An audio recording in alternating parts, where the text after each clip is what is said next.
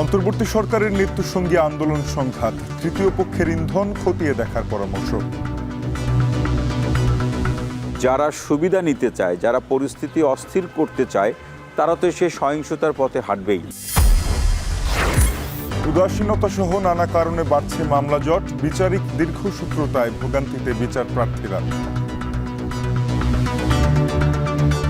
চাপের কারণে যে সত্যিকার জনসাধারণ যে মামলাগুলো, সেই মামলাগুলো চাপা পড়ে গিয়েছিল এবং সেটা দীর্ঘ সূত্রতার সৃষ্টি হয়েছিল। চুক্তির ২৭ বছরেও পাহাড়ে আসেনি কাঙ্ক্ষিত শান্তি, স্থিতিশীলতা ফেরাতে রোডম্যাপ ঘোষণার দাবি।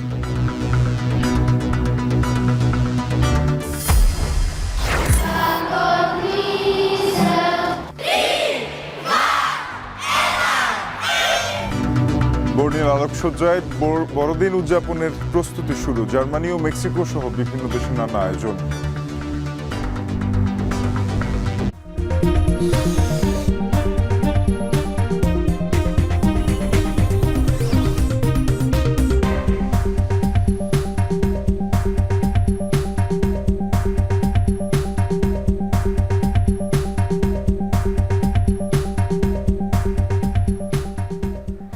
স্বাগত। এখন সকালে আপনাদের সাথে পুরো আয়োজনে আছি আমি তানজিম শাফিন। দাবি, আন্দোলন আর সংঘাত অন্তর্বর্তী সরকারের নেতৃসঙ্গী। পান থেকে চুন খসার মতন ঘটনাতেও রাজপথে নেমে প্রতিবাদ জানাচ্ছেন পেশাজীবী, সামাজিক, রাজনৈতিক সংগঠন কিংবা শিক্ষার্থীরাই। এমন আন্দোলনকে গেল ১৫ বছরের চাপা ক্ষোভ বলছেন ছাত্র জনতার আন্দোলনের নেতারা। আলোচনার না বসে রাজপথ দখলে সমাধান আসবে না বলে মত সমাজবিজ্ঞানীদের। আর আন্দোলনের তৃতীয় পক্ষের ইন্ধন রয়েছে কিনা তা খতিয়ে দেখার পরামর্শ অপরাধ বিজ্ঞানীদের। রকিবুল রাহাতের প্রতিবেদন। শিক্ষা জীবন মধুর জীবন, যদি না থাকে এক্সামিনেশন। গ্রাম বাংলার কথিত এই প্রবাদ বাস্তবে ধরা দিল ২০২৪ সালের উচ্চ মাধ্যমিক পরীক্ষার্থীদের দাবিতে। আরেকটি ঘটনায় চোখ রাখি। সম্প্রতি ঢাকার রাজপথে ৭ দফা দাবি নিয়ে আন্দোলনে নামেন ব্যাটারি চালিত যান চালকেরা। ৭-এর ভেতর এক দাবি, রেশন, পেনশন এবং চিকিৎসা সেবা। তবে গণমাধ্যমে প্রকাশিত খবর বিশ্লেষণে দেখা যায় ৫ই আগস্ট আওয়ামী লীগ সরকারের পতনের পর গেল ৪ মাসে ছোট বড় অন্তত ৩০০ আন্দোলন হয়েছে সারা দেশে। গোটা দেশ ভাসছে আন্দোলনের জোয়ারে। অন্তর্বর্তী সরকার গঠনের আগেই প্রথম ধাক্কাটা আসে পুলিশ বাহিনীর কর্মবিরতিতে। ৯ই আগস্ট সংখ্যালঘুদের নিরাপত্তা সহ বিভিন্ন দাবিতে অবরোধ হয়। অন্যদিকে প্রধান বিচারপতি সহ সকল স্তরের বিচারপতির পদত্যাগের দাবিতে উত্তাল হয়ে ওঠে হাইকোর্ট এলাকা এবং অবশেষে পদত্যাগ। এসবের মধ্যেই চাকরি জাতীয়করণ সহ বিভিন্ন ইস্যুতে ২৩শে আগস্ট মাঠে নামেন আনসার বাহিনীর সদস্যরা। চাকরির ন্যূনতম বয়সসীমা ৩৫ করা সহ কত যে দাবি, তার তালিকা অনেক দীর্ঘ। জানা অজানা দফায় উত্তাল হয়ে ওঠে পোশাক শ্রমিকরাও।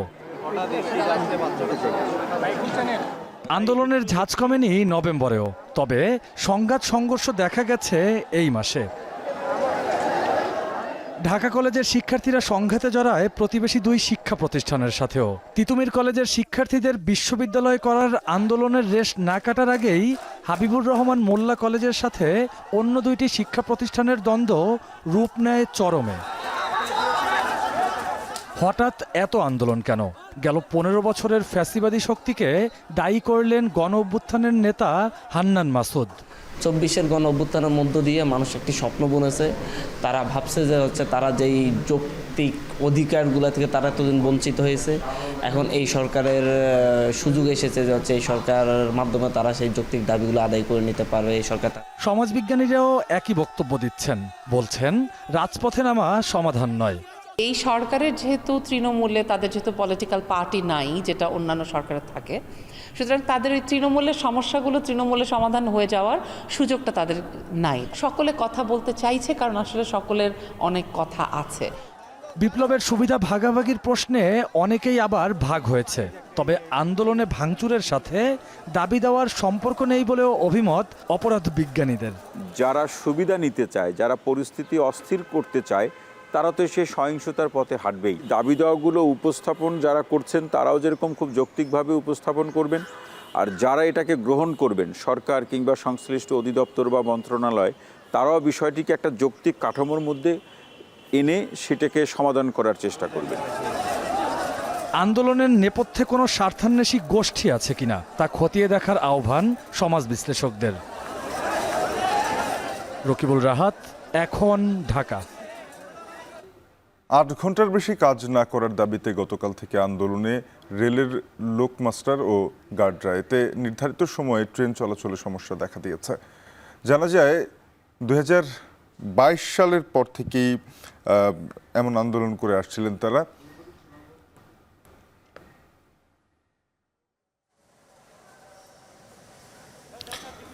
বারবার কর্তৃপক্ষের নজরে এনেও কোনো ধরনের সুরাহা হয়নি, তাই সারা দেশে 1 ডিসেম্বর থেকে আন্দোলনে নেমেছেন কর্মীরা। রোববার কমলাপুর রেল স্টেশন থেকে মোট 10টি ট্রেন নির্ধারিত সময়ের চেয়ে বিলম্বে ছাড়ে।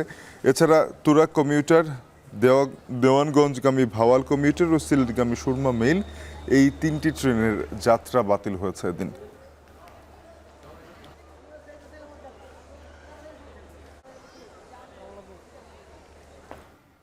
কতদিন পার হলে তাকে দীর্ঘসূত্রতা বলা যায়?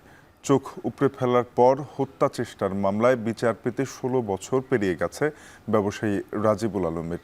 2007 সালের 15 লাখ মামলা নিয়ে নির্বাহী বিভাগ থেকে আলাদা হয় বিচার বিভাগে। কাঁধে এখন রয়েছে প্রায় 44 লাখ মামলা। আইনের সুশাসন ও ন্যায় বিচার নিশ্চিতে মামলার জট কমানোর পাশাপাশি অপরাধ কমাতে উদ্যোগী হওয়ার তাগিদ আইনজীবীদের। রাব্বি হোসেনের প্রতিবেদন।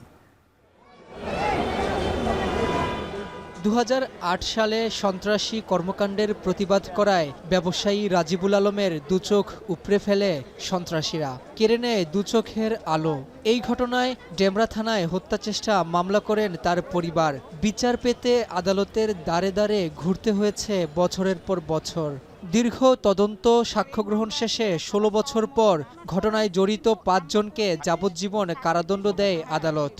যারা যাবজ্জীবন এখানে দণ্ডিত হয়েছে, যারা হয় নাই তারাও অপরাধী, তারাও ছিল এখানে, আর যারা হয়েছে তারা তো পলাতক হয়েছেই। দীর্ঘ ভোগান্তির পর রাজিবুল তার মামলার রায় পেলেও এমন লাখ লাখ বিচার প্রার্থী রয়েছেন যারা বিচার পেতে প্রতিদিনই ঘুরছেন আদালতে। প্রকৃত ভুক্তভোগীদের বিচার পেতে তাহলে কেন এত ভোগান্তি? পূর্বে তো ধরেন আদালতগুলো একবেলা উঠতো, এখন আদালত 2 বেলা আদালতগুলো করছে। কিছু বিচারকের এখানে প্রয়োজন এবং কিছু এক একটা কোর্টে 2 জন বিচারক বসেন। এতগুলো বছর ধরে যে কষ্টগুলো দিতেছে, হ্যাঁ, তো এটা তো আমি দেখতেছি কোনো গুরুত্বই নেই। তো গুরুত্ব থাকবে না, তাহলে আমি কোর্টে আসছি কি লিগা? উচ্চ আদালত কিংবা নিম্ন আদালত, বছর ঘুরলেই বাড়ছে মামলার সংখ্যা। সুপ্রিম কোর্টের তথ্য বলছে 2015 সালে আপিল বিভাগে বিচারাধীন মামলা ছিল প্রায় 13,000, যা 2024 সালে এসে দাঁড়িয়েছে প্রায় 27,500-এ। 2015 সালে হাইকোর্ট বিভাগে বিচারাধীন মামলা ছিল প্রায় 4 লাখ, যা 2024 সালে এসে দাঁড়িয়েছে 5.5 লাখে। এছাড়া 2015 সালে নিম্ন আদালতের জেলা ও দায়রা জজ সহ সব ট্রাইব্যুনালে বিচারাধীন মামলা ছিল প্রায় 27 লাখ। 9 বছরে যা বেড়ে দাঁড়িয়েছে প্রায় 38 লাখে। সব মিলিয়ে বিচার বিভাগের কাঁধে ঝুলছে প্রায় 44,000 মামলা।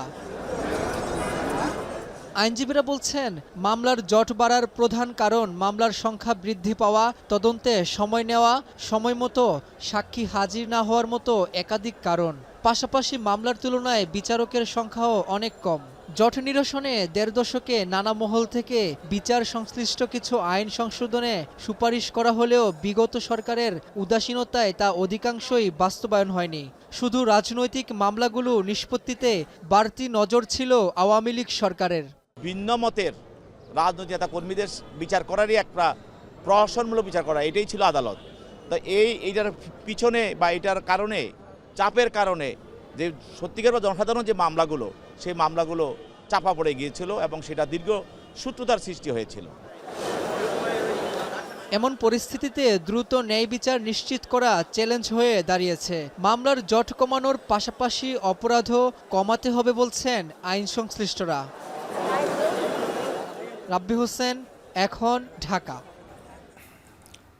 পার্বত্য অঞ্চলে শান্তির খোঁজে ২৭ বছর আগে করা হয় শান্তি চুক্তি। চুক্তির হাত ধরে পিছিয়ে পড়া পার্বত্য অঞ্চলের বেশ কিছু উন্নয়ন হয়েছে, আর্থিকভাবেও সমৃদ্ধি এসেছে। তবে অবৈধ অস্ত্রের দাপট, চাঁদাবাজি ও সংঘাতে ফেরেনি শান্তি। তবে এজন্য চুক্তির পূর্ণ বাস্তবায়ন না হওয়া কি দুশ্চিন্তা পাহাড়ের বাসিন্দারা। চুক্তির পক্ষে ও বিপক্ষে নানান বিতর্ক রয়েছে। পার্বত্য অঞ্চলের সহকর্মীদের পাঠানো তথ্যে সাদাত শাহেদের প্রতিবেদন। প্রাকৃতিক সৌন্দর্যের লীলাভূমি পার্বত্য অঞ্চল, কিন্তু সৌন্দর্যের আড়ালে সবসময় বিরাজ করে আতঙ্ক। আঞ্চলিক গোষ্ঠীগুলোর মাঝে দীর্ঘদিন ধরে চলে আসা দ্বন্দ্ব, সংঘর্ষ ও রক্তপাতে সৃষ্ট অস্থিরতায় কার্যত অচল হয়ে পড়ে পুরো পার্বত্য এলাকা। উত্তাল পাহাড়ি জনপদে শান্তি প্রতিষ্ঠার লক্ষ্যে ১৯৯৭ সালের ২ ডিসেম্বর জনসংহতি সমিতি জেএসএস-এর সাথে শান্তি চুক্তি করে তৎকালীন আওয়ামী লীগ সরকার। এরপর চুক্তির হাত ধরে পিছিয়ে পড়া পার্বত্য অঞ্চলে নেওয়া হয় বিভিন্ন উন্নয়ন প্রকল্প। বিশেষ করে শিক্ষা, যোগাযোগ, স্বাস্থ্যসেবা আর পর্যটন সহ বিভিন্ন ক্ষেত্রে হয়েছে ব্যাপক পরিবর্তন। অর্থনৈতিকভাবেও এসেছে সমৃদ্ধি। কিন্তু দেশ বিদেশে বহুল আলোচিত এই শান্তি চুক্তির ২৭ বছর অতিবাহিত হলেও এখনও কাঙ্ক্ষিত শান্তি ফেরেনি পাহাড়ে। ৬টি আঞ্চলিক দলের রাজনৈতিক বিভক্তি, অবৈধ অস্ত্রের ব্যবহার, অপহরণ ও গোষ্ঠীগত দ্বন্দ্বের কারণে অস্থিরতা কমেনি পাহাড়ে। তবে এজন্য চুক্তির সব শর্ত বাস্তবায়ন না হওয়াকেই দুষছেন সেখানকার বাসিন্দারা। তাই শান্তি ফেরাতে রোডম্যাপ ঘোষণার দাবি। চুক্তির বয়স আমার বয়সের থেকে অনেক বেশি, এখনো আমাকে এই চুক্তির বাস্তবায়ন নিয়ে কথা বলতে হচ্ছে, আন্দোলন করতে হচ্ছে। এই মুহূর্তে আমার চুক্তির সুফল পাওয়ার কথা ছিল, কিন্তু আমাকে বলতে হচ্ছে এখন চুক্তির বাস্তবায়ন হয়নি বা চুক্তির পূর্ণাঙ্গ বাস্তবায়ন হয়নি। রাষ্ট্রের সদিচ্ছায় এগুলো বাস্তবায়ন করা হলে আমি মনে করি অনেকাংশে পার্বত্য চট্টগ্রামের যে অশান্তি বিরাজ করছে তা কমে আসবে। দীর্ঘদিন ধরে পার্বত্য চুক্তিতে সংবিধানের সাথে সাংঘর্ষিক ও বৈষম্যমূলক ধারাগুলো সংশোধনের দাবি জানিয়ে আসছে পাহাড়ের স্থানীয় সংগঠন পার্বত্য চট্টগ্রাম নাগরিক পরিষদ। আমরা পার্বত্য চট্টগ্রামের সকল সম্প্রদায়ের মানুষের সাংবিধানিক অধিকার প্রতিষ্ঠা করতে চাই। চুক্তির ধারাগুলো বাতিল করতে হবে। মূল বিষয় হচ্ছে আমরা চুক্তি বাতিল চাই।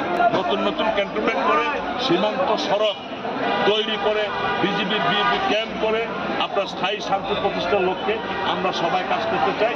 আমাদের অন্তর্বর্তীকালীন সরকারের কাছে এইটাই এখন সময়ের দাবি। চুক্তির বাস্তবায়ন নিয়ে ২০২৩ সাল পর্যন্ত গেল সরকারের তরফে ২২টি ধারার মধ্যে ৬৯টি বাস্তবায়িত হয়েছে বলা হলেও জনসংহতি সমিতি বলছে ভিন্ন কথা। সংগঠনটির দাবি, সাধারণ প্রশাসন, আইনশৃঙ্খলা, পুলিশ, ভূমি ব্যবস্থাপনা, বন এবং প্রত্যাগত জেএসএস সদস্য সহ অভ্যন্তরীণ ও উদ্বাস্তু পুনর্বাসনে উদ্যোগ নেয়নি সরকার। শান্তি চুক্তির পরপরই আরও অনেকগুলো দল এ যাবৎ পর্যন্ত ২০২৪ সাল পর্যন্ত ৪টা, ৫টা, 6টা সংগঠন এখন এইখানে আপনার সন্ত্রাসী গোষ্ঠী কাজ করতেছে। পার্বত্য চট্টগ্রাম যদি শান্তি শৃঙ্খলা বজায় রাখতে চাই তাহলে অবশ্যই আমাদের চুক্তি বাস্তবায়নের বিকল্প নেই। পার্বত্য চুক্তি না হওয়ার, বাস্তবায়ন না হওয়ার পেছনে অনেকগুলি কারণ হয়তো থাকতে পারে, কিন্তু পাহাড়ে যে অস্থিতিশীলতা, রাজনীতি, অপরাজনীতি বিরাজমান, এগুলো নিয়ে আমরা শঙ্কিত। আবার পার্বত্য চট্টগ্রাম আঞ্চলিক পরিষদ ও রাঙামাটি, খাগড়াছড়ি, বান্দরবান পার্বত্য জেলা পরিষদের নির্বাচন ও ভূমি বিরোধ নিষ্পত্তি কমিশনও বন্ধ রয়েছে। ফলে সরকার মনোনীত ব্যক্তিদের দিয়ে সচল রাখায় এসব প্রতিষ্ঠান জন আকাঙ্ক্ষাও পূরণ করতে পারছে না। এমন বাস্তবতায় চুক্তির পুনর্বাস্তবায়নে অন্তর্বর্তী সরকারের আন্তরিকতার উপর ভরসা রাখতে চাইছেন পাহাড়ের মানুষ। অন্তর্বর্তী সরকারের কাছে অবশ্যই পার্বত্যবাসীর প্রত্যাশা অনেক ছিল। আমরা মনে করেছিলাম যে অন্তর্বর্তী সরকার এসে এই বিষয়টিকে দেখবেন, চুক্তি বাস্তবায়নের বিষয়টি, কিন্তু যে এই সরকারের আসলে এই বিষয়ে তেমন কিছু ইতিবাচক বক্তব্য এ পর্যন্ত আমরা আসলে এখনো পর্যন্ত দেখতে পাইনি। চুক্তিতে বাস্তবায়িত হবে না এ কথাও তো কেউ বলতেছে না, বা চুক্তিটাতে বাস্তবায়িত হবে সে কার্যকলাপতা আমরা দেখতেছি। কাজে আমরা এখন সিদ্ধান্তহীনতায় ভুগতেছি। তবে আমরা আশার আলো নিয়ে অগ্রসর হচ্ছি, আমরা কিন্তু আশা ছাড়ি না। এদিকে পাহাড়ের সন্ত্রাসীরা যেন মাথাচাড়া দিয়ে উঠতে না পারে সে ব্যাপারেও সতর্ক পুলিশ। এই অপতৎপরতাগুলো যাতে মাথাচাড়া না দিতে পারে সেই ব্যাপারে আমরা আছি, সেনাবাহিনী আছে, অন্যান্য যারা সংস্থা আছে, সবাই আইন শৃঙ্খলা রক্ষার্থে যারা আছে সবাই মিলে আমরা এই কাজটা করছি যাতে আইন শৃঙ্খলা কোনোভাবেই বিঘ্নিত না হয়। পিছিয়ে থাকা পার্বত্যাঞ্চলকে দেশের সামগ্রিক উন্নয়নের সাথে এগিয়ে নিতে শান্তি প্রতিষ্ঠায় কার্যকর উদ্যোগ নেয়ার দাবি পাহাড়ের মানুষের, যা এই অঞ্চলের সুষম উন্নয়ন, পর্যটন শিল্পের বিকাশ ও ব্যবসা বাণিজ্যের সম্প্রসারণ সহ স্থানীয় ও জাতীয় অর্থনীতিকে সমৃদ্ধ করবে। সাদাত শাহেদ, এখন। ভূমি অধিগ্রহণ জটিলতায় প্রায় 6 মাস ধরে বন্ধ রয়েছে হিলি স্থলবন্দরের 4 লেন সড়কের কাজ। জায়গা বুঝে না পাওয়ায় কাজ ফেলে চলে গেছে ঠিকাদারি প্রতিষ্ঠান। এতে সড়ক নির্মাণে দেখা দিয়েছে অনিশ্চয়তা, খানাখন্দে ভরা সড়কে দুর্ভোগের শেষ নেই বন্দরের ব্যবসায়ী ও যাত্রীদের। সহকর্মী সোহেল রানার প্রতিবেদন। বন্দরের ব্যবসা বাণিজ্যের প্রসার ও যানজট নিরসনে 2022 সালের ডিসেম্বরে প্রায় 34 কোটি টাকা ব্যয়ে শুরু হয় হিলি স্থলবন্দরের 4 লেন সড়কের কাজ। শুরু থেকে 4 লেন প্রকল্পটিতে দেখা দেয় নানা জটিলতা। সড়ক নির্মাণে পর্যাপ্ত জায়গা না থাকায় কয়েক দফা বন্ধ হয়ে যায় নির্মাণ কাজ। এদিকে প্রকল্পের মেয়াদ 2024 সালের জুন মাসে শেষ হওয়ার কথা থাকলেও এখনও শেষ হয়নি। সড়ক ও জনপথ বিভাগ থেকে জায়গা বুঝে না পাওয়ায় কাজ ফেলে চলে গেছে ঠিকাদারি প্রতিষ্ঠান। এতে এই সড়ক নির্মাণে দেখা দিয়েছে অনিশ্চয়তা। আমাদের গাড়িও কিন্তু অনেক সময় উল্টে যাচ্ছে, পথচারীরা অনেক ক্ষতিগ্রস্ত হচ্ছে। বৃষ্টির সময় যখন পেক কাদা হয়, মানুষের হাঁটা চলার সমস্যা। সামনে বছর হবে, পরের বছর হবে, এটা শুনে আসতেছি, কিন্তু কোনোদিন এর সমাধান পাই না। ব্যবসায়ীদের অভিযোগ, বেহাল রাস্তাঘাটে ভাটা পড়েছে বন্দরের ব্যবসা বাণিজ্য। এদিকে জমির শ্রেণী নির্ধারণ ও মূল্য জটিলতায় দীর্ঘ হচ্ছে সড়ক নির্মাণের কাজ, জানান নাগরিক কমিটির নেতারা। তবে দ্রুত সব সমস্যা কাটিয়ে কাজ শুরু হবে বলে জানিয়েছে উপজেলা প্রশাসন।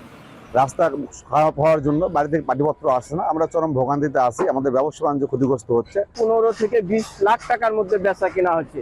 তাই অনেক সময় মালিকেরা এই জায়গাগুলো দিতেও কিন্তু তারা অনীহা প্রকাশ করছে যে আমরা এত কম দামে কেন সরকারকে দেব। সরকার যদি বাস্তবতা নিয়ে যদি আমাদের রেটটা বৃদ্ধি করতো, তাহলে পরে এই জায়গাটা আমরা সরকারকে দিতে চাই। বৈষম্য বিরোধী ছাত্র আন্দোলনের পরবর্তীতে নতুন জেলা প্রশাসক আসছেন, ইনি বিষয়গুলো দেখবেন। ভূমি মন্ত্রণালয়ের একটা চিঠির উত্তর আসলে এটা সমস্যার সমাধান হয়ে যাবে। হিলি স্থলবন্দর থেকে প্রতি অর্থ বছরে সরকার 400 থেকে 500 কোটি টাকা রাজস্ব আয় করলেও উন্নয়নে গুরুত্ব না দেওয়ায় হতাশ বন্দরের ব্যবসায়ী ও স্থানীয়রা। তাদের আশা, দ্রুত এসব সমস্যার সমাধান করা হবে, শেষ হবে 4 লেন সড়কের কাজ, কমবে ভোগান্তি। এখন হিলি। সুনামগঞ্জে কমতে শুরু করেছে সব ধরনের মাছের দাম। সপ্তাহের ব্যবধানে প্রতি কেজি মাছে 20 থেকে 25 টাকা কমেছে। বিস্তারিত জানাতে সুনামগঞ্জের ওয়েজখালী মাছের বাজার থেকে যুক্ত হয়েছেন সহকর্মী লিপসন আহমেদ। লিপসন, শুভ সকালে। বাজারে দেশীয় মাছের সরবরাহ কেমন দেখছেন? মাছের দাম কমা নিয়ে ক্রেতা বিক্রেতারা কি বলছেন?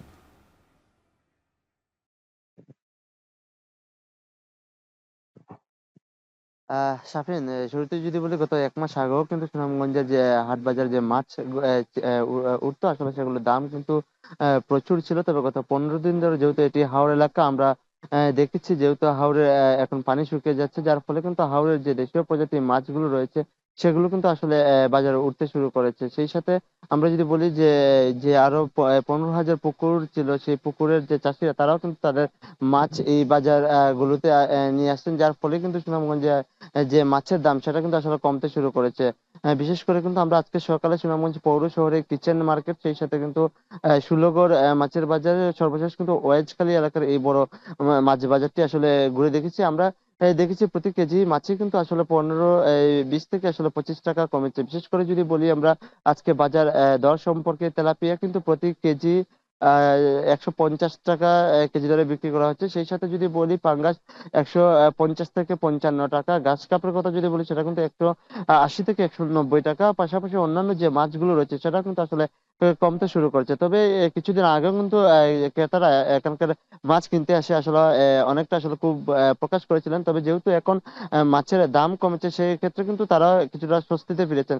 পাশাপাশি এখানকার ব্যবসায়ীরা যেটি বলছেন যে যেহেতু বন্যার পর থেকে কিন্তু তাদের উপর দিয়ে দখল গিয়েছিল, কারণ সুনামগঞ্জের যে মাছের বাজারগুলো ছিল সেখানে কিন্তু মাছের একটি তীব্র সংকট দেখা দিয়েছিল, যার ফলে কিন্তু তারাও গাড়ি পথে কিন্তু অন্যান্য জেলা থেকে কিন্তু আসলে মাছ এই বাজারে নিয়ে এসে বিক্রি করতেন, যার ফলে কিন্তু মাছের দাম বেড়েছিল। যেহেতু এখন স্থানীয় পর্যায়ে মাছ বাজারে উঠছে, যার ফলে কিন্তু আসলে মাছের দাম ইতিমধ্যে আসলে কমতে শুরু করেছে। শাফিন। সহকর্মী লিপসন আহমেদ জানাচ্ছিলেন সুনামগঞ্জ থেকে মাছের দরদাম নিয়ে।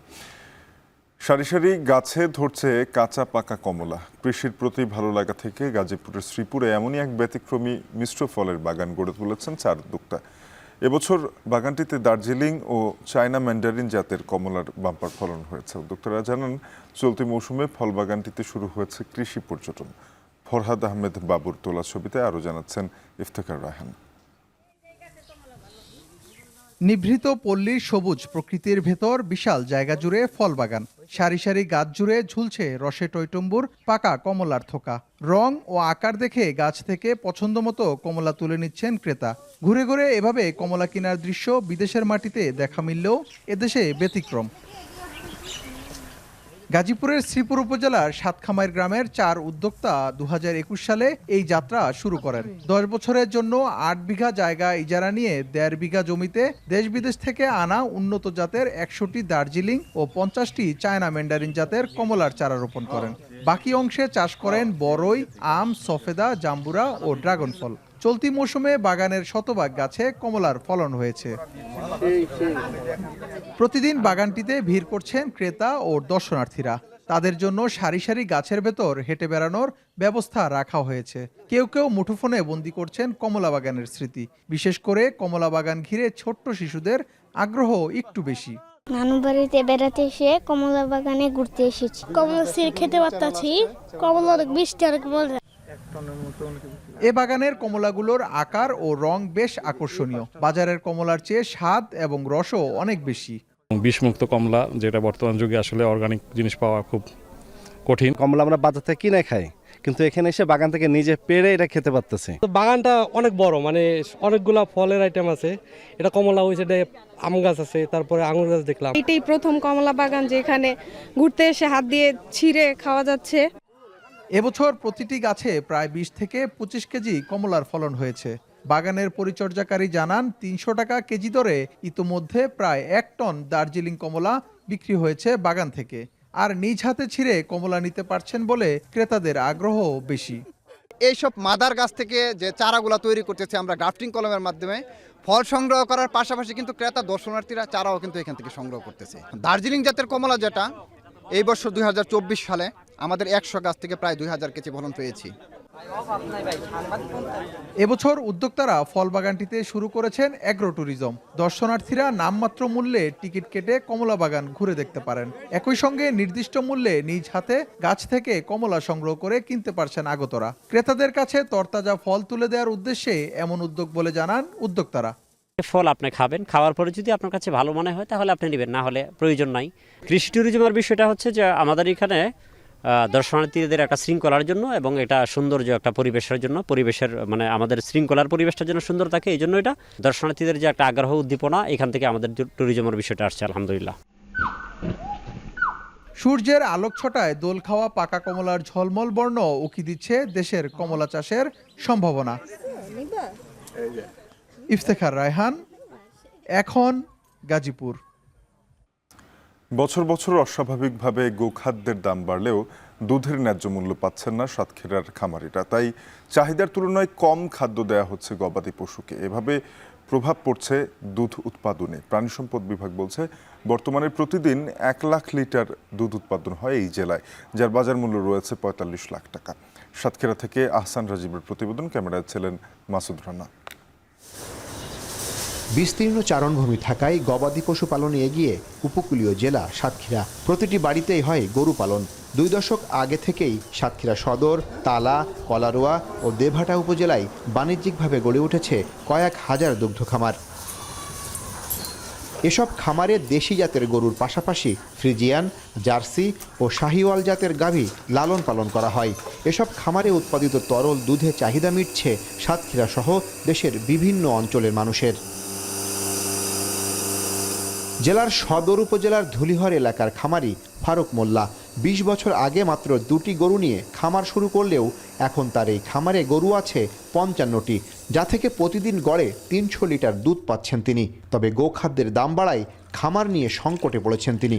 খাদ্যের দাম বেড়ে যাওয়ার কারণে আমার গরুগুলোকে ঠিকমতো খেতে না দেওয়ার কারণে দুধ কমে গেছে এবং গরুর স্বাস্থ্য কমে গেছে, বেচা বিচিও করতে পারেনি। খামার আস্তে আস্তে আমি নিম্ন পর্যায়ে চলে আসছি। খৈল, ভুসি ও বিচুলি সহ গোখাদ্যের বাজার অস্থিতিশীল হওয়ায় তার মতো জেলার অন্য খামারিরাও খামারের গরু নিয়ে দুশ্চিন্তায় সময় পার করছে। তাছাড়া অনেক এলাকায় জলাবদ্ধতা সহ নানা কারণে গোখাদ্যের সংকট দেখা দিয়েছে। খাদ্যের দাম বেশি, আমাদের সব জিনিস দাম বেশি, কিন্তু আমাদের দুধের দাম খুবই কম। ব্রাক কোম্পানি, তারপর বিভিন্ন কোম্পানি আছে, ঘোষ আছে, স্থানীয় ঘোষ, ওরা নিয়ে যেয়ে মনে করেন ওদের ইচ্ছা মতন দাম দেয়, আমাদের ন্যায্য প্রাপ্য দাম দেয় না। খুচরা পর্যায়ে প্রতি লিটার দুধ বিক্রি হচ্ছে 50 টাকায়, কিন্তু খামার থেকে বিক্রি হয় 42 টাকায়। মিল্ক ভিটা সহ বিভিন্ন বহুজাতিক কোম্পানির চিলিং সেন্টারে দুধের দাম দেয় 45 থেকে 48 টাকা। তবে গোখাদ্যের দামের তুলনায় দুধের দাম নিয়ে সন্তুষ্ট নন প্রান্তিক খামারিরা। আমরা দুধের দাম 28 টাকা পাইছি, তো খাদ্যের দাম কম ছিল, এখন তো খাদ্যের দাম অনেক বেশি, দুধের দাম কম। খামারিরা যে দুধটা দিচ্ছে সেই দুধটা যে আসল ভালো দুধটা আমরা সেটাও পাচ্ছি না। মাঝখানে মধ্যস্থকারী যারা আছে এরা আপনার পানি মিশাচ্ছে। জেলা প্রাণী সম্পদ বিভাগ বলছে বর্তমানে জেলায় দৈনিক 1 লাখ লিটার দুধ উৎপাদন হচ্ছে। স্থানীয় চাহিদা 14,000 লিটার। বাকি দুধ দেশের বিভিন্ন অঞ্চলে সরবরাহ করা হয়। তবে গোখাদ্যের দাম বাড়ায় অনেকে নতুন খামার করতে আগ্রহ হারাচ্ছে। এখানে প্রায় রেজিস্ট্রেশনকৃত খামারের সংখ্যা 575টা এবং অরেজিস্ট্রেশনকৃত খামারের সংখ্যা 6,500। প্রাণী সম্পদের পরিচালনায় বিভিন্ন খামার এবং গ্রাম পর্যায়ে ভ্যাকসিনেশন, কৃমির ওষুধ বিতরণ এবং অন্যান্য রোগবালাইয়ের জন্য এখানে ব্যাপক আমাদের টেকনিক্যাল সাপোর্ট দেওয়া হয়ে থাকে। সাতক্ষীরায় অন্তত 3,000-এর বেশি খামার রয়েছে। এর মধ্যে সরকারের নিবন্ধিত খামারের সংখ্যা 2,500, আর জেলার ডেইরি শিল্পে কর্মসংস্থান হয়েছে প্রায় 90,000 মানুষের। আহসান রাজীব, এখন সাতক্ষীরা। এবারে দেশের বাইরের খবর। গণপরিবহন ব্যবস্থায় আরও এক ধাপ এগিয়ে গেল সৌদি আরব। রিয়াদে চালু হলো প্রথম মেট্রো। 6টি রেল নেটওয়ার্ক নিয়ে গড়ে তোলা হয়েছে রিয়াদ মেট্রো। 176 কিলোমিটার দীর্ঘ এই নেটওয়ার্কে স্টেশন থাকছে 85টি। প্রথম ধাপে 3টি লাইন চালু হলেও পুরো প্রকল্পের কাজ শেষ হবে আগামী বছরের 5 জানুয়ারি। উজ্জ্বল হাফিজের প্রতিবেদন। জ্বালানি নির্ভর অর্থনীতি থেকে বেরিয়ে আসছে সৌদি আরব। একে একে বাস্তবায়ন হচ্ছে যুবরাজ মোহাম্মদ বিন সালমানের ভিশন 2030 রূপকল্পের নানা প্রকল্পের কাজ। এবার মরুর বুকে এই প্রকল্পে আলোর মুখ দেখল রিয়াদের প্রথম মেট্রো রেল। সাপের মতো আঁকাবাঁকা লাইনে রাজধানী রিয়াদের বুকে ছুটছে মেট্রো রেল। যাত্রীদের সুবিধার্থে অত্যাধুনিক নান্দনিক স্টেশনের পাশাপাশি ব্যবহার করা হয়েছে আধুনিক নানা সরঞ্জাম। পুরো স্টেশনেই থাকছে আধুনিকায়নের ছোঁয়া। সরকারের এমন উদ্যোগে খুশি দেশটির সাধারণ জনগণ। আলহামদুলিল্লাহ ظهر الى النور واستطعنا ان نستخدمه يعني في مدينه مكتظه بالسيارات وبالزحمة ومدينة كبيرة عظيمة مثل الرياض. أنا ساكنة في أقصى جنوب الرياض ودوامي في أقصى شمال الرياض، فهذا الشيء مرة أثر بشكل إيجابي على. طبعا هذا بالسيارة تأخذها في نص ساعة تقريبا مع الزحمة. الحمد لله يعني كانت تجربة جميلة. সৌদি সরকারের দাবি রিয়াদের গণপরিবহন ব্যবস্থার প্রধান ভিত্তি হতে যাচ্ছে এই মেট্রো ব্যবস্থা, যার ফলে পর্যটকদের আকর্ষণ বাড়ার পাশাপাশি স্বস্তি ফিরবে পরিবহন খাতে। 6টি রেল লাইন নেটওয়ার্ক নিয়ে গড়ে তোলা হচ্ছে রিয়াদ মেট্রো। 176 কিলোমিটার দীর্ঘ এই নেটওয়ার্কে থাকছে মোট 85টি স্টেশন। প্রথম ধাপে রিয়াদে মেট্রোর 3টি লাইন চালু করা হয়েছে। 15 ডিসেম্বর প্রকল্পের দ্বিতীয় ধাপে চালু হবে আরও 2টি লাইন। সবশেষ লাইনটি চালু হবে আগামী বছরের 5 জানুয়ারি। উজ্জ্বল হাফিজ, এখন বিশ্ব। গৃহযুদ্ধের 13 বছর পর সহিংসতার নতুন পর্ব শুরু হলো সিরিয়ার আলেপ্পো শহরে। একসময়ের সমৃদ্ধশালী বাণিজ্যিক কেন্দ্র আবারও চ্যালেঞ্জের মুখে। হারানো সাম্রাজ্য পুনরুদ্ধার করল বিদ্রোহী গোষ্ঠী হায়াত তাহরির আল শাম। 2016 সালে রাশিয়ার সহায়তায় শহরটি দখলে নিয়েছিল প্রেসিডেন্ট আসাদের সরকারি বাহিনী। এরই মধ্যে এই ঘটনা মধ্যপ্রাচ্যকে আরও অস্থিতিশীল করে তুলছে। বিস্তারিত জানাচ্ছেন তানভীর জনি।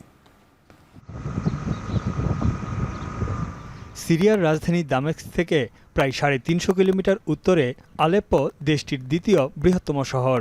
জনসংখ্যা প্রায় 23 লাখ। 2012 সালে বিদ্রোহী বাহিনী হায়াত তাহরির আল শাম আলেপ্পোর পূর্ব অংশের অর্ধেক দখলে নেয়। পরে 2016 সালে রুশ বিমান অভিযানে শহরটি পুরোপুরি নিয়ন্ত্রণে চলে যায় প্রেসিডেন্ট বাশার আল আসাদের সরকারি বাহিনীর হাতে। ধীরে ধীরে সিরিয়ার উপর আধিপত্য বিস্তার করেন প্রেসিডেন্ট আসাদ। শুরুর দিকে আল কায়েদা ও আইএসের সহযোগিতায় গড়ে ওঠে বাহিনীটি। 2016 সালে আল কায়েদার সঙ্গে সম্পর্ক ছিন্ন করে নতুন রূপে আবির্ভূত হয় হায়াত তাহরির আল শাম নামে। জাতিসংঘ এটিকে সন্ত্রাসী সংগঠন হিসেবে চিহ্নিত করে। মাত্র 3 দিনের ব্যবধানে আলেপ্পো শহর নিজেদের দখলে নেয় বিদ্রোহী বাহিনী HTS, যারা প্রেসিডেন্ট আসাদের সরকারি বাহিনীর সবচেয়ে বড় প্রতিদ্বন্দ্বী। সাম্প্রতিক আক্রমণকে বিদ্রোহী বাহিনী প্রতিরক্ষা হিসেবে দাবি করেছে। বলছে জনগণ ও দেশকে রক্ষায় আলেপ্পোর দখলে লড়াই করেছে তারা। عن بيتنا وعن اهلنا وعن حارتنا رحنا وشفنا والتقينا بالعالم وبجيراننا واهلنا وسلمنا عليهم جميعا الحمد لله يعني فرحه ما تنوصف. بعد تهجير 10 سنين عن حلب رجعنا يا رب الله يرد كل مهجر والله يرد اهلنا النازحين في الخيم على بيوتهم سالمين مثل ما نحن فرحنا بتحرير مدينتنا. রাশিয়ার সহায়তায় বেশ শক্তিশালী হয়ে ওঠে সিরিয়ার সামরিক বাহিনী। এছাড়া শিয়া পরিবারের আসাদ ক্ষমতায় থাকতে ইরানের উপর নির্ভর করে আছে। আসাদকে প্রায় 80,000 সেনা সরবরাহ করে ইরান। মূলত এই দুই দেশের উপর ভর করেই সিরিয়ার প্রায় 70% ভূখণ্ড নিজের নিয়ন্ত্রণে রেখেছে আসাদ সরকার। এ অবস্থায় মধ্যপ্রাচ্যে হামাস ও হিজবুল্লাহর সঙ্গে ইসরায়েলি বাহিনীর চলমান সংঘাতে সিরিয়া অনেকটা আড়ালে পড়ে যায় ইরানের। এছাড়া ইউক্রেন যুদ্ধে মনোযোগ দেয় রাশিয়াও যথেষ্ট শক্তি যোগান দিতে পারছে না বাশার আল আসাদকে। এদিকে ইসরায়েলও বিমান হামলা চালিয়ে যাচ্ছে সিরিয়ায়। কয়েক বছরের স্থিরতার পর আবারও চ্যালেঞ্জের মুখে প্রেসিডেন্ট বাশার আল আসাদের শাসন ব্যবস্থা, যা মধ্যপ্রাচ্যকে আরও অস্থিতিশীল করে তুলছে। আরব বসন্তে কোণঠাসা হয়ে পড়া আসাদ সরকার রক্ষা পেলেও এবার নতুন করে চাপে পড়েছে। তার নেতৃত্ব নিয়ে প্রশ্ন তুলছে সহযোগী আরব রাষ্ট্রগুলোও। তানভীর জানি, এখন বিশ্ব। তীব্র তুষার ঝড়ের কবলে নিউ ইয়র্ক ও পেনসিলভেনিয়া সহ যুক্তরাষ্ট্রের বেশ কয়েকটি অঙ্গরাজ্য। কোথাও কোথাও 10 ইঞ্চির উপরে তুষার জমা পড়ায় বিঘ্নিত হচ্ছে যান চলাচল। বিপাকে পড়েছেন শীতের আগাম ছুটি কাটাতে বের হওয়া পর্যটক, স্থানীয়রা। ক্ষয়ক্ষতি ও দুর্ঘটনা এড়াতে বাসিন্দাদের দূরে কোথাও ভ্রমণে নিরুৎসাহিত করছে স্থানীয় প্রশাসন। বিস্তারিত আরও জানাবেন তৌহিদুর রহমান। নজিরবিহীন তুষারঝড়ে বিপর্যস্ত যুক্তরাষ্ট্রের নিউ ইয়র্ক অঙ্গরাজ্যের ওয়েস্ট কার্থেস ও ডানকার্ক সহ বেশ কিছু এলাকা।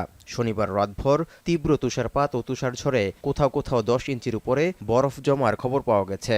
এতে তুষারঝড়ের কবলে থাকা অঙ্গরাজ্যটির জনজীবনে নেমে এসেছে স্থবিরতা। নিউ ইয়র্ক ছাড়াও ঝড়ের গতিতে আছড়ে পড়া তুষারপাতে ধুঁকছে উইসকনসিন, মিশিগান, ওহাইও ও পেনসিলভেনিয়ার বেশ কিছু অংশ। ভারী তুষারে রাস্তাঘাট ঢাকা পড়ায় বিঘ্নিত হচ্ছে যান চলাচল। বিপাকে পড়েছেন শীতের আগাম ছুটি কাটাতে বের হওয়া পর্যটক ও স্থানীয়রা। গেল শুক্রবার থেকে টানা তুষারপাতের কবলে থাকায় সবচেয়ে বেশি বিপাকে পেনসিলভেনিয়ার মানুষ। এই অবস্থায় তুষারঝড়ের কবলে থাকা সব অঙ্গরাজ্যের বাসিন্দাদেরই দূরে কোথাও ভ্রমণে অনুৎসাহিত করেছে স্থানীয় প্রশাসন। দেশটির আবহাওয়া দপ্তর বলছে, প্রতি বছর শীতের ঠান্ডা বাতাস গ্রেট লেকের উপর দিয়ে প্রবাহিত হতে শুরু করায় ভারী তুষারপাত হয়, যা লেক এফেক্ট স্নো নামে পরিচিত। এর প্রভাবে ঝরতে থাকা তুষারে ক্ষয়ক্ষতি এড়াতে রোববার পর্যন্ত উইসকনসিন, মিশিগান, ওহাইও ও নিউ ইয়র্কে শীতকালীন আবহাওয়া সতর্কতা জারি করা হয়েছে। শুধু পেনসিলভেনিয়ায় আগামী মঙ্গলবার পর্যন্ত জারি থাকবে শীতকালীন আবহাওয়া সতর্কতা। তৌহিদুর রহমান, এখন বিশ্ব।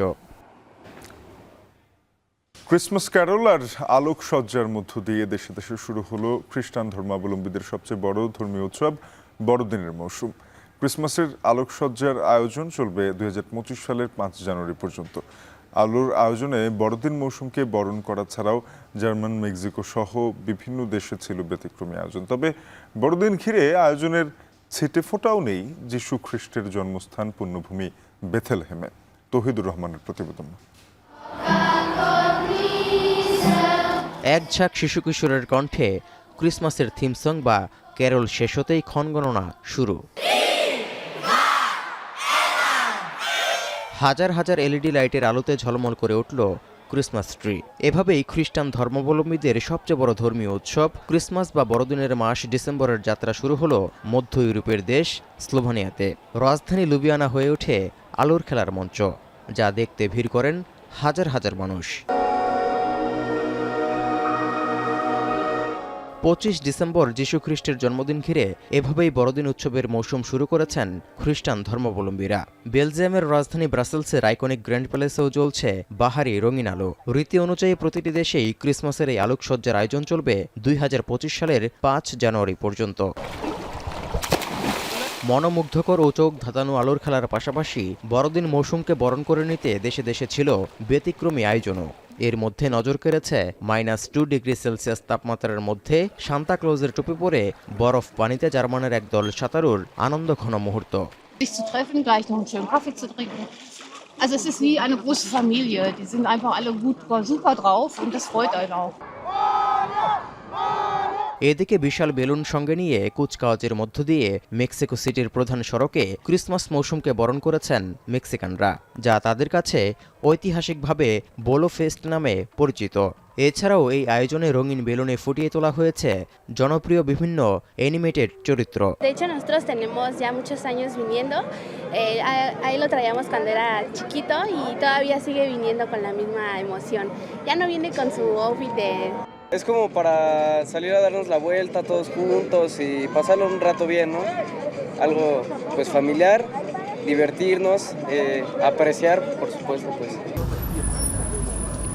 বড়দিন মৌসুম শুরু হতে না হতেই দেশে দেশে যখন আনন্দ উচ্ছ্বাসের মাতামাতি, তখন আরও একবার অন্ধকারে ডুবে আছে যীশু খ্রিস্টের জন্মস্থান বেথলেহেম। বড়দিন ঘিরে দ্বিতীয় বছরের মতো আয়োজনের ছিটেফোঁটা নেই অধিকৃত পশ্চিম তীরের এই শহরটিতে। পর্যটকরাও ফিলিস্তিনের এই শহরটি থেকে দূরে সরে যাচ্ছেন। সেই সঙ্গে গাজা উপত্যকায় যুদ্ধ শুরু হওয়ার পর থেকে বহু বাসিন্দাও এ থেকে মুক্তির উপায় খুঁজছেন। তৌহিদুর রহমান, এখন বিশ্ব। এবারে খেলার প্রসঙ্গ। বাফুফে পেশাদার লীগ কমিটি নিয়ে চলছে গড়িমসি। এখনো পূর্ণাঙ্গ তালিকা ঘোষণা না হলেও একটি ক্লাবের গ্রুপে ফাঁস হয়ে গেছে তালিকা। বাফুফে বলছে কমিটিতে রাখা হয়েছে ফুটবল সংগঠক এখলাস উদ্দিনকে, তবে বিষয়টি জানেনই না স্বয়ং এখলাস উদ্দিন নিজেই। এদিকে বিপিএল এর উদ্বোধনীর দিনে আরেকজনকে পরিচয় করিয়ে দেওয়া হয়েছে কমিটির সদস্য হিসেবে। এসকে শাওনের প্রতিবেদন। গেল 9 নভেম্বর স্ট্যান্ডিং আর অ্যাডহক মিলিয়ে বেশ কয়েকটি কমিটির প্রধানের নাম প্রকাশ করে বাফুফে। এর মধ্যে অন্যতম পেশাদার লীগ কমিটি। ঘরোয়া লীগের সর্বোচ্চ আসর প্রিমিয়ার লীগ ইতোমধ্যে শুরু হয়ে গেছে, তবে বাফুফে থেকে এখন অবধি প্রকাশ করা হয়নি পেশাদার লীগ কমিটির পূর্ণাঙ্গ তালিকা। সেই কমিটি নিয়ে ধূম্রজাল সৃষ্টি হয়েছে ফুটবল পাড়ায়। ঘটনা শুরু 26 নভেম্বর। বসুন্ধরা কিংসের মিডিয়া গ্রুপে পেশাদার লীগ কমিটির একটি তালিকা প্রকাশ করা হয়। কিছুক্ষণের মধ্যে তা অবশ্য সরিয়ে নেওয়া হয়। তালিকায় সদস্য হিসেবে নাম ছিল তৃণমূলের ফুটবল সংগঠক এখলাস উদ্দিনের। তিনি শনিবার বাফুফের পুনর্নির্বাচনে সাইফুর রহমান মনির কাছে সদস্য পদে হেরে যান। নির্বাচনের 2 দিন আগে এখলাস উদ্দিনকে নিয়ে বাফুফে নির্বাচন কমিশন বরাবর অভিযোগ দেন সাইফুর রহমান মনি। কারণ হিসেবে এখলাসকে লীগ কমিটিতে রাখার বিষয়টি উল্লেখ করা হয়, তবে সেই অভিযোগ উড়িয়ে দেন প্রধান নির্বাচন কমিশনার। এটা আমাদেরকে বলা হয়েছে সেটা আসলে সত্য নয়। অভিযোগ যেটা বলা হয়েছে সেটা সত্য নয়। উনি যে ডকুমেন্ট দিয়েছেন সেটা আনসাইন্ড পেপার। নির্বাচনের দিনই বাফুফের মিডিয়া কমিটির চেয়ারম্যান জানান এখলাস উদ্দিনকে একটি স্ট্যান্ডিং কমিটিতে যুক্ত করা হয়েছে। যে জয়লাভ করেছে তাকে আমি কংগ্রেচুলেশন জানাই, ধন্যবাদ জানাই, এবং যে জয়লাভ করতে পারে নাই সেও আমাদের একজন কাউন্সিলর, তাকেও আমি ধন্যবাদ জানাই। ভবিষ্যতে সে আবার হয়তো ইলেকশন করে আসবে, এবং সে অলরেডি কিন্তু আপনারা জানেন যে আমাদের যে স্ট্যান্ডিং কমিটিগুলি আছে সে স্ট্যান্ডিং কমিটিতে অলরেডি তাকে কিন্তু একটা স্ট্যান্ডিং কমিটিতে অন্তর্ভুক্ত করা হয়েছে। অথচ এই ফুটবল সংগঠক জানেন না তাকে রাখা হয়েছে সেই কমিটিতে। আমি আসলে জানি না, আমি ফর্মালি কারোর কাছ থেকে ফোন পাই নাই, চিঠি পাই নাই। এটা একটা বায়বীয় মেসেজ, এটা কে বা কারা হোয়াটসঅ্যাপে সারছে, ফেসবুকে সারছে, এবং কয়েকজন সাংবাদিক বন্ধুরা আমাকে শেয়ার করছে। বাট আমি এটা মানে লীগ কমিটি যারা যে চেয়ারম্যান উনিও আমাকে জানান নাই, বাফুফ থেকে আমাকে জানায় নাই, আমি কোথাও থেকে কোনো ইনফর্মড হই নাই। বাফুফের পেশাদার লীগ কমিটি নিয়ে নাটক এখানেই শেষ নয়। বসুন্ধরা কিংস এরিনায় বিপিএল উদ্বোধনের দিন সদস্য হিসেবে অংশ নেন মোহাম্মদ সেলিম। প্রফেশনাল লীগ ম্যানেজমেন্ট কমিটির সদস্য মোহাম্মদ সেলিম। বাফুফের পেশাদার লীগ কমিটির মেয়াদ 1 বছর। প্রায় 1 মাস আগে ফেডারেশনের তরফ থেকে কমিটির চেয়ারম্যানের নাম প্রকাশ করা হয়। এসকে শাওন, এখন ঢাকা। শেষ করবো এখন সকাল, তার আগে শিরোনামগুলো আরেকবার। অন্তর্বর্তী সরকারের নিত্যসঙ্গী আন্দোলন সংঘাত, তৃতীয় পক্ষের ইন্ধন খতিয়ে দেখার পরামর্শ। যারা সুবিধা নিতে চায়, যারা পরিস্থিতি অস্থির করতে চায়, তারা তো সে সহিংসতার পথে হাঁটবেই। উদাসীনতা সহ নানা কারণে বাড়ছে মামলা জট, বিচারিক দীর্ঘসূত্রতায় ভোগান্তিতে বিচার প্রার্থীরা। চাপের কারণে যে সত্যিকার জনসাধারণ যে মামলাগুলো, সেই মামলাগুলো চাপা পড়ে গিয়েছিল এবং সেটা দীর্ঘ সূত্রতার সৃষ্টি হয়েছিল। চুক্তির ২৭ বছরেও পাহাড়ে আসেনি কাঙ্ক্ষিত শান্তি, স্থিতিশীলতা ফেরাতে রোডম্যাপ ঘোষণার দাবি।